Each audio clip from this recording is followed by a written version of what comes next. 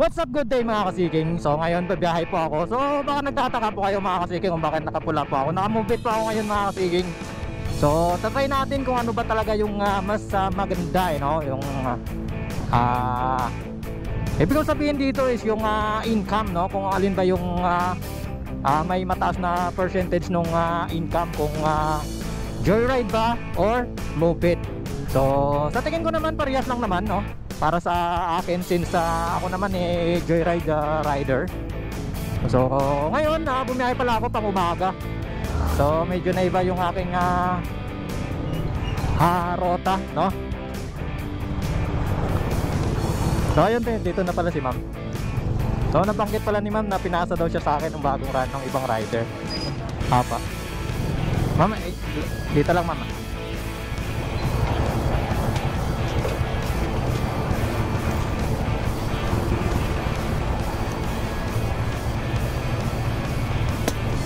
Diyan na ako sa kanto ma'am, kumakain. Kahit kasi ng rider, late na tuloy ako.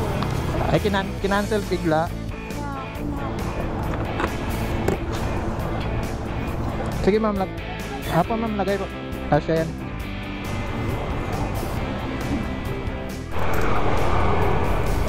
Thank you ma'am. Ito yun ma'am.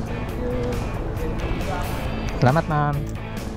So yun mga kasiking, na-drop off na natin dito yung ating unang pasahero. So 139 pesos nga pala yung kanyang fare. Sir Ranel, yun. Kala ko sumubra ako eh. So gusto hairnet? Wag na, helmet na lang.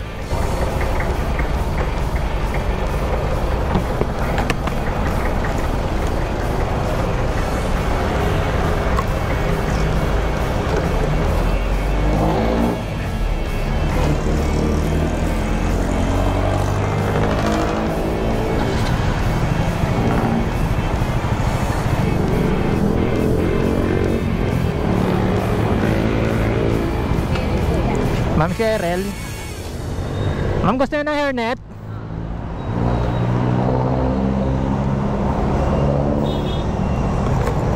BGC kayo ma'am? Doon din ako galing eh. 1.5.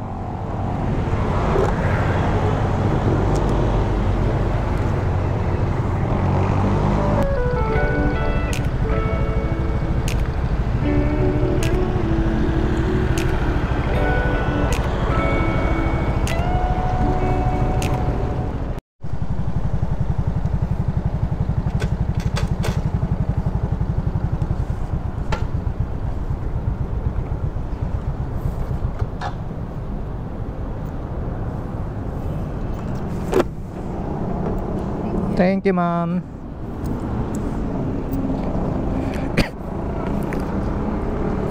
Alright mga kasiking, nababa na natin dito sa yung ating pangatlong pasahero. So 60 pesos sakto yung pamasahe ni madam.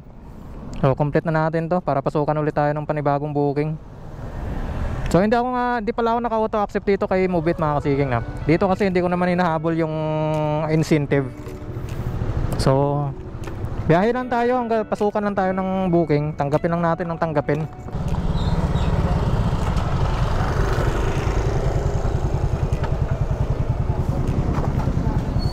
Magkaado lang po ako sa seat. Doon na lang po. Ay, okay sir. Salamat sir ah.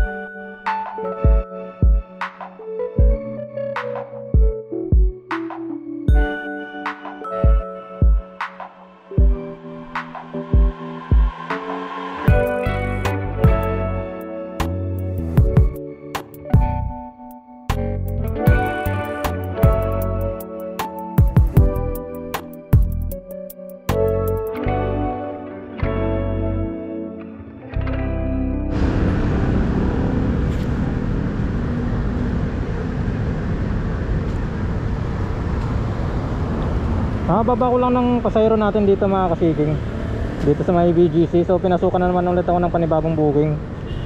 So hindi ko nakuha ng video kasi lowbat pala yung ating GoPro.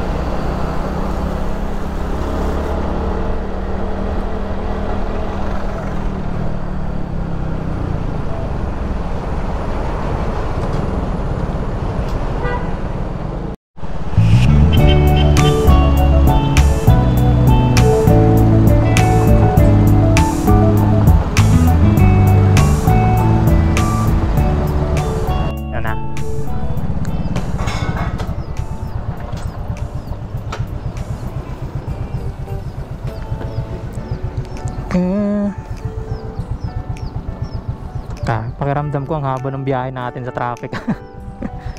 Sanay pala yan, no? Oo.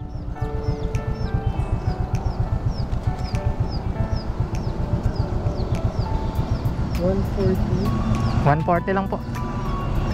Sakto.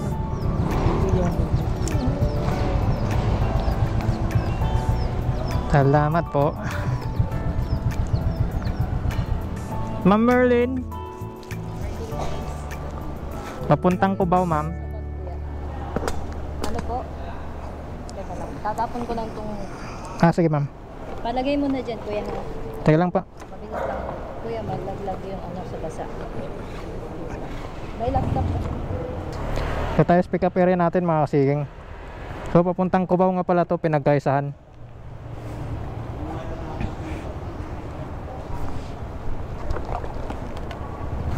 Lagay na natin yung bag ni ma'am.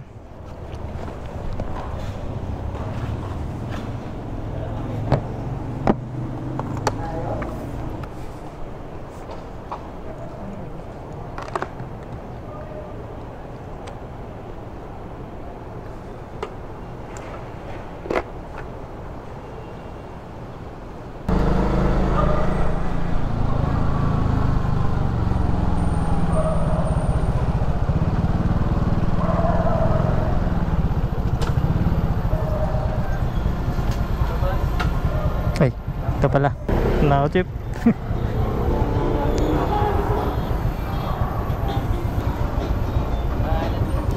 Joven. Ayun, thank you chip.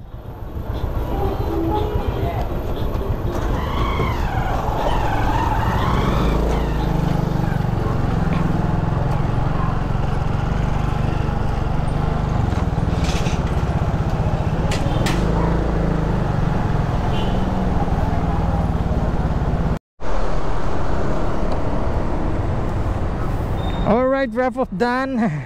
So ayun, buti tinuruan tayo ni madam ng mga shortcut dito papuntang A. Rodriguez, Cubao. So dito tayo dumaan sa may Old Santa Misa. Tip. Nadaanan ko na yan dito mga kasiging, kaya lang hindi ko na matandaan, hindi ko kabisado. So ayun, time check tayo, 9:60 na po ng umaga. So 121 yung fare ni ma'am, through GCash yung bayad.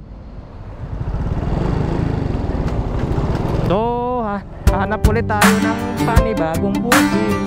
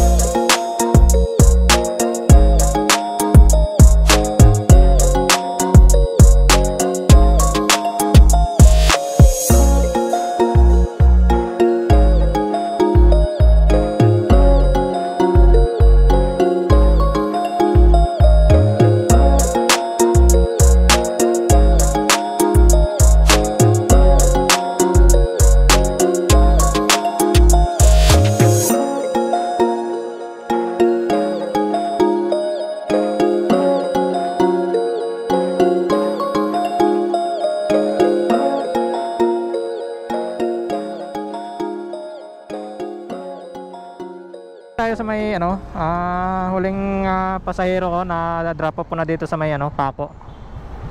So ayun, binayaran tayo ni sir 250, 194 lang yung kanyang fare. Bigyan tayo ng 250. Solid ni sir. May 51 pesos tayong tip. So ayun, complete na natin to. Time check tayo, 12:11 na po ng hapon. So tuloy-tuloy lang yung ating biyahe. So tingnan natin earnings natin, magkano na. Naka 1,250 na po tayo mga kasiging, malinis na po yan. So di ba, nag-start tayo kanina ng alas 5 ng umaga. Tapos alas 12 pa lang mga kasiging, naka 1,2 na tayo.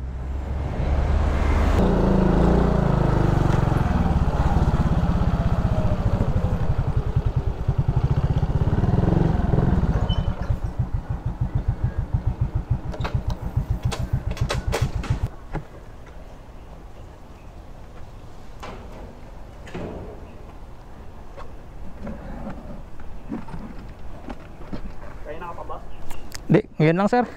Sakto lang. Init ah. Oo sir, sobra. May pabiyahe natin.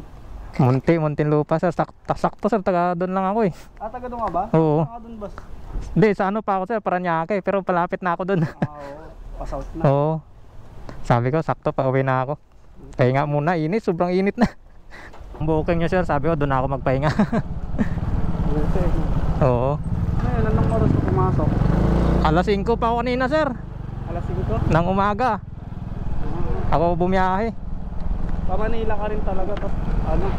Oo. Hanap ka na lang ng pabalik mo. Oo. Pabalik ng ano na sir, kahit Muntinlupa, Paranaque. Basta pababa na sir.